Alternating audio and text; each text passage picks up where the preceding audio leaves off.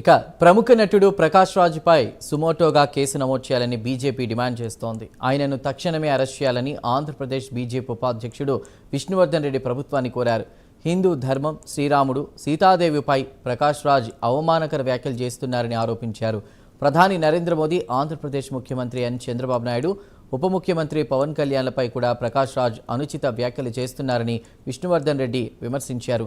AP రాష్ట్రంపై కొంతమంది కాలికేలు వంటి వారు దాడులు చేస్తున్నారని, తెలంగాణలో ఏపీ పైన ఈ కుట్రల వ్యవహారానికి సహకరిస్తున్న వారిపై సిట్ ద్వారా సమగ్ర విచారణ జరిపి బాధ్యులపై కఠిన చర్యలు తీసుకోవాలని ఆయన డిమాండ్ చేశారు. గతంలో కూడా బీజేపీ నాయకులు ప్రకాష్ రాజ్పై ఫిర్యాదులు చేశారు. ఆంధ్రప్రదేశ్ అభివృద్ధిని చూసి ఓర్చుకోలేక, కూటమి ప్రభుత్వం చేస్తున్నటువంటి మంచి పనులను జీర్ణించుకోలేక ఆంధ్రప్రదేశ్ మీద కాలికేయుల దాడి ప్రారంభమైంది. ఇందులో కొందరు కులం పేరుతో, కొందరు మతం పేరుతో, కొందరు హిందూ ధర్మం మీద దాడి చేస్తూ, మరికొందరు కోట్ల మంది ఆరాధ్య దైవమైనటువంటి సీతామా తల్లి, శ్రీరామచంద్రుడి మీద నోటికొచ్చినట్లు మాట్లాడుతున్నటువంటి తీరు ఈరోజు పూర్తిగా కుట్రకోణము కనపడుతుంది.